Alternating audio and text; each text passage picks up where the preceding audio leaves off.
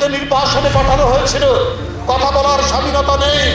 যে কথা বলবে তার জন্য গুম খুন তার জীবনের একটি অনুষঙ্গ করে রেখেছিল শেখ হাসিনা। বাংলাদেশ জাতীয়তাবাদী দল বিএনপির সিনিয়র যুগ্ম মহাসচিব রুহুল কবির রিজভী বলেছেন, আনুপাতিক হারে নির্বাচনের নামে কোনো ষড়যন্ত্র করলে মানুষ তা মেনে নেবে না।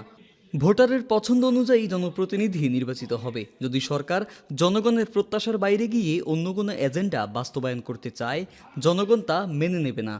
যদি নিত্যপণ্যের দাম কমানো না হয় তাহলে মানুষ মুখ ফিরিয়ে নেবে। শেখ হাসিনা ভারতের সহযোগিতায় রাষ্ট্রকে অপরাধী বানিয়েছিল। ভারতের সহযোগিতায় দেশের নির্বাচন ব্যবস্থা ধ্বংস করেছিল।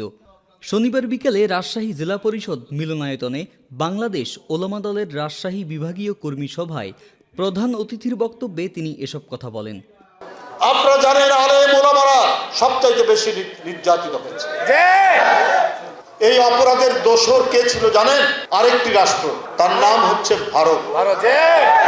এ সময় বিএনপির চেয়ারপারসনের বিশেষ সহকারী শামসুর রহমান শিমুল বিশ্বাস, সাংগঠনিক সম্পাদক সৈয়দ শাহিন শওকত খালেক, সহ সাংগঠনিক সম্পাদক ওবায়দুল রহমান চন্দন সহ বিএনপি নেতাকর্মীরা উপস্থিত ছিলেন। জনপ্রত্যাশা, জন আকাঙ্ক্ষা এর বাইরে গিয়ে অন্তর্বর্তীকালীন সরকার অন্য এজেন্ডা নিয়ে কাজ করলে মানুষ কিন্তু এটা মেনে নেবে না। আনুপাতিক নির্বাচন কিসের জন্য? এটা কি মানুষ বোঝে? তৃণমূলের মানুষ বোঝে আনুপাতিক কি?